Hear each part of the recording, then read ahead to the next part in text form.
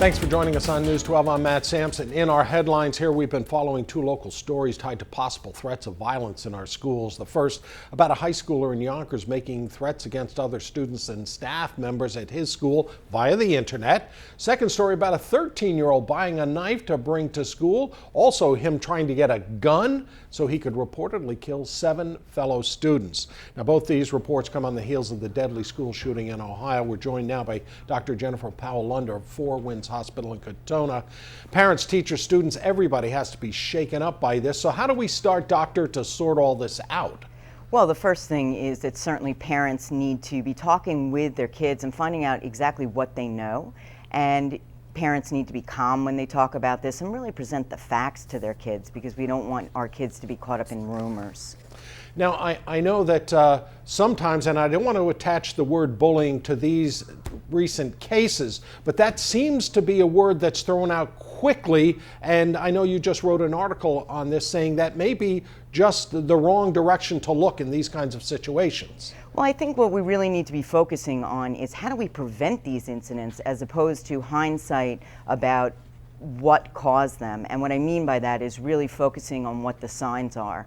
And definitely Saunders did a really good job of catching those signs. And some of those signs, the first one they mentioned was being aware of what's on the internet. What are kids posting on their social networking sites? What is the buzz among the kids? Because really the kids are often the best source to know what's going on. And really encouraging our kids to step forward if they are hearing information. Also asking school professionals to really be alert and aware of what they're hearing kids talk about in the classrooms, because that way we have the information and we can prevent such incidents. Well, parents, you know, we tend to know our kids. If they're sick, we can spot something wrong. If we find them hesitant to go to school, or they've just been inundated by all this information, is there some way we can handle that?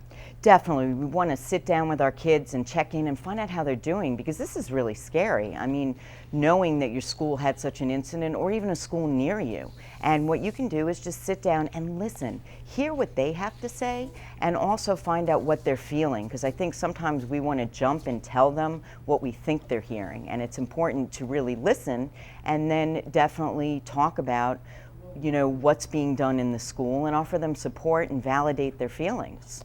Oh, that's a very good point. What they perceive may not be the facts of the case as we, as parents, perceive them. Do we look for signs in our own children? Are there things that might pop up that we should worry about? Definitely. We want to really pay attention to what they're putting up on their social networking sites. I mean, our job is to monitor them as parents.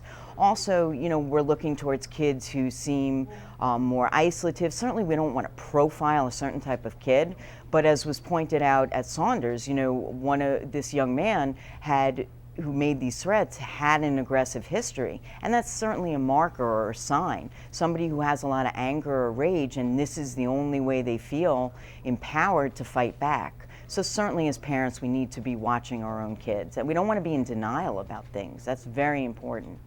Okay, Dr. Powell-Lunder, Katona Four Winds Hospital, thanks very much for coming in. We appreciate you visiting with us and giving us this information. Thank you.